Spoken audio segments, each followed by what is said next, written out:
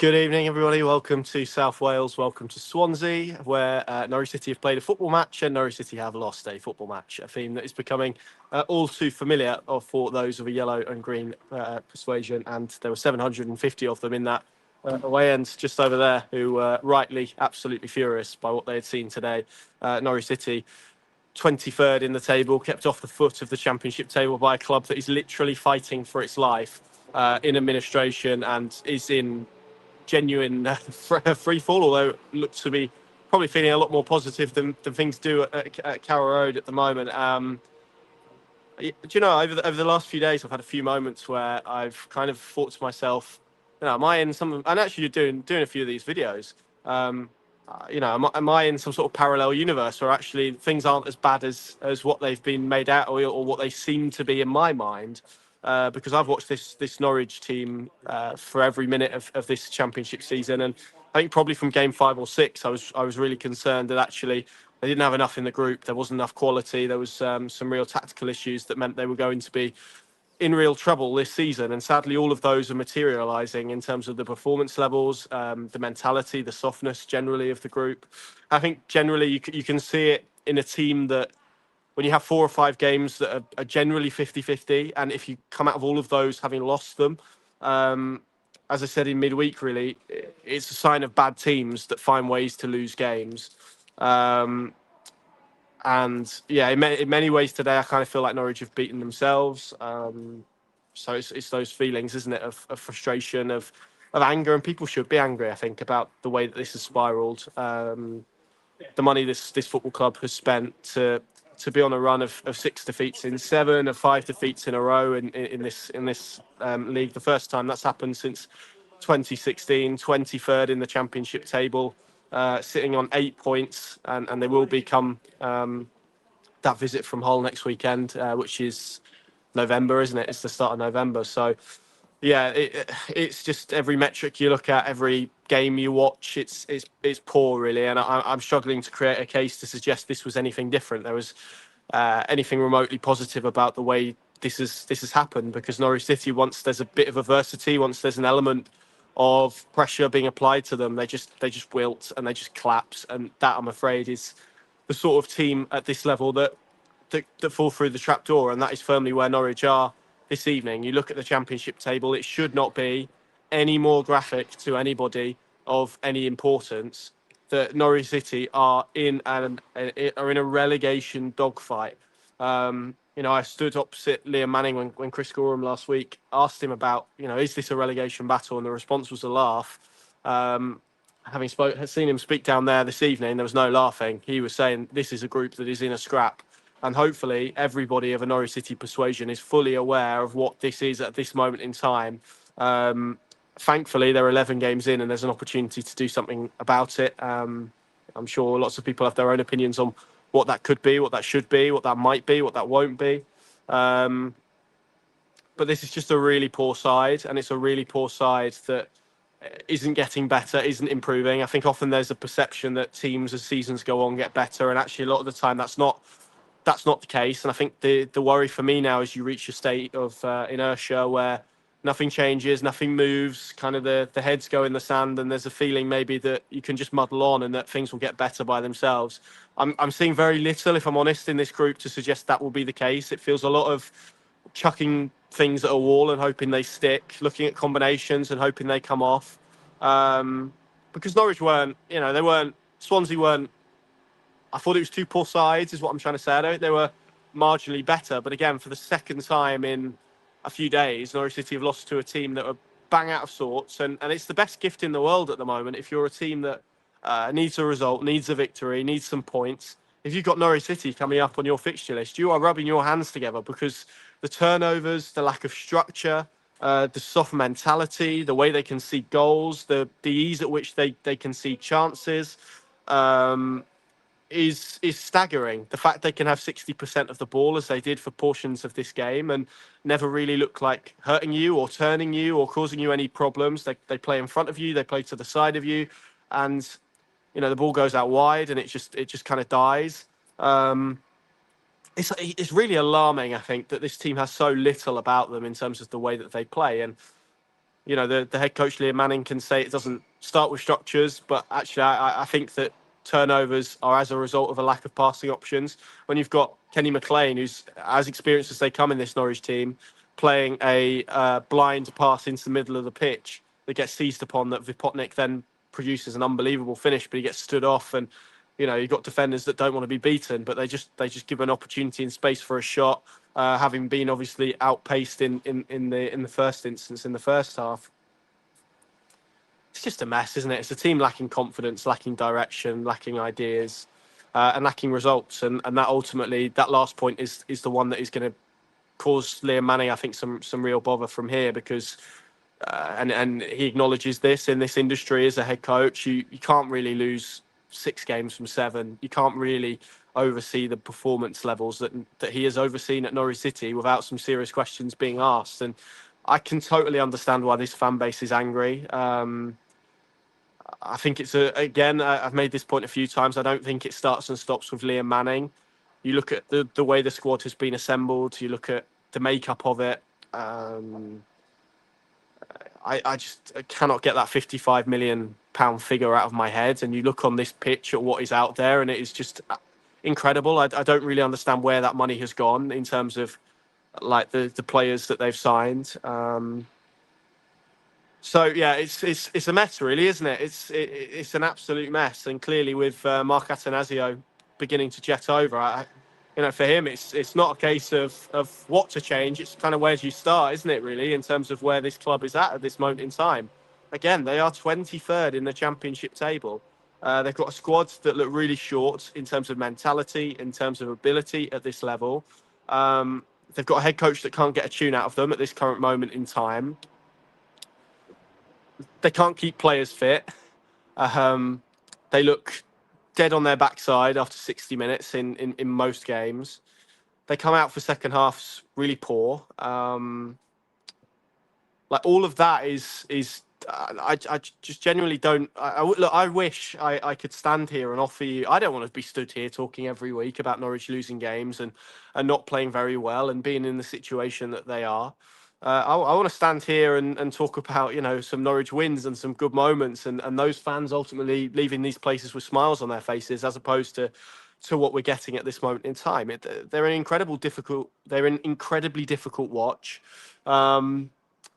And I go back to where I started, really, where I'm really struggling to understand why there isn't a bit more panic about, and I mean this kind of internally, about where they're at. There's talk of injuries. I get that. They've got injuries. I don't think they were performing that well before they got those injuries. The idea that some of those players who are out are going to come in and make enough of a difference to turn this around significantly, that again, we're not talking about a football club that said its ambition was to finish in the top half or to progress on a 13th place finish last season. We're talking about a football club that were very open and very honest about the fact they wanted to finish in the top 6. I just don't see any players. Maybe I really hope to be proven wrong on this point, but I just can't see which players come back and inject enough into this to significantly turn it around. And that's really problematic.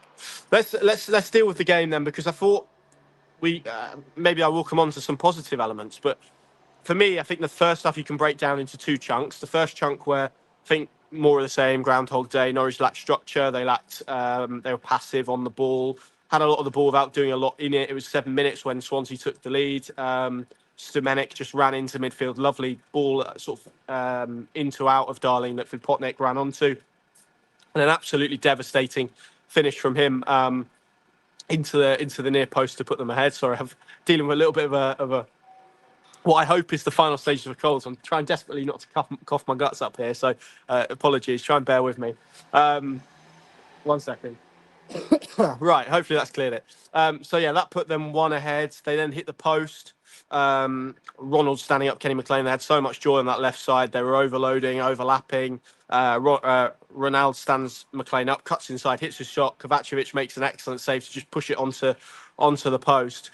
And then from there, from about half an hour in, Norwich changed shape. They went to a 4-4-2. Makama went up with Sargent. They went a little bit more direct, a little bit more They engaged Swansea a little bit higher up the pitch, and they had joy of it. They had the momentum. They were not really constructing a huge amount of opportunities before the equaliser, but it just turned in terms of the control they were having, the levels of territory they were having. They were having better spells and probably looking like they had a bit more threat about them going forwards. They were getting players in between lines, progressing the ball up the pitch, all of those various elements, and it was really good. And they ultimately got the equaliser. Brilliant turn from Liam Gibbs, fantastic. Then he plays it forward. It's amazing what a positive mindset can do in terms of wanting to do something with the ball. One turn took about 3 Swansea players out of the game. Brilliant drive, lovely ball into Josh Sargent, who then just clipped it over Vigoro, and then Jovan Makama slid the ball into the back of the net. It then went into the break. As I said, Norwich had changed shape. It had had a positive impact. What I can't really then fathom, and I'm really struggling to comprehend, and actually having listened to Liam Manning answer a question on it, kind of really struggling to comprehend it more, is why when Norwich City had wrestled back that control, had got themselves back in the game, had the momentum, there were boos again at half-time inside this place. There was real frustration. They had Swansea pinned where they wanted them, and they changed to a 3 at the back with wing-backs. I mean, Liam Manning claims that he kept Makama and Sargent together, but that certainly wasn't my reading of the way the shape changed. It became a 3, McLean, or Medic, Darling, McLean. You had Stacey on one side, Schlupp on the other. It was Maatsen and Wright in midfield. Then you had Gibbs and Makama either side of Josh Sargent. It wasn't a front 2. It was Josh Sargent on his own with 2 number 10s behind him. And they lost all thrust, they lost all energy, they lost all creativity from that change. And he's kind of tried to explain post-match it was about energy and it was about like managing minute. I